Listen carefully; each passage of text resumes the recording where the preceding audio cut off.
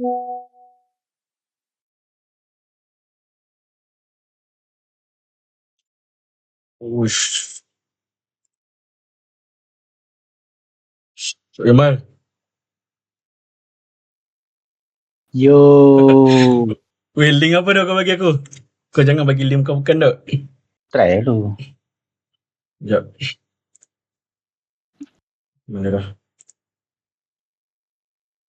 Satu. Apa tadi? Weh, Mal, kau bagi link apa sial? Ni macam cerita obses Dia macam cerita obses lah. Kau kat rumah ni, maknanya kau dah habis exam lah? Ya, aku habis dah. Tak lah, kau lama gila tak cik aku kot. Waktu tiba kau hantar link. Scary kat aku. Betul ni.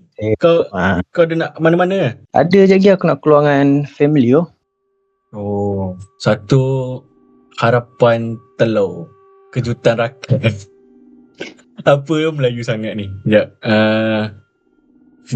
Ini macam real deal je. Patahkan. Satu harapan telur. Boleh tekan tak? Okay, so maknanya aku buat wish and aku patahkan macam tu? Ya, kau kena buat wish dulu. Kau jangan wish bukan tau. Okay. Lepas aku wish, aku patahkan macam tu? Okay. Betul. Okay, kita buat macam dia lah. Okay, aku wish kalau aku gelak lepas ni, kau datang kau bunuh aku. Wish. Kau suka lah main-main Ni macam game lah, betul tak? Kan? Okay.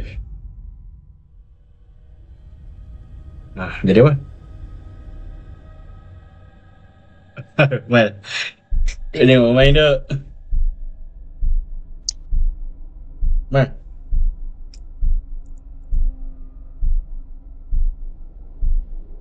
Mal, aku tak gelak dok. Aku nak datang rumah kau. Kau kata kau keluar dengan family kau. Aku nak datang rumah kau ya. Kau jangan main dok. Rumah kau bukan jauh ke? Mal? Asal kau keluar dok? Mal? Rumah kau dok. Mal?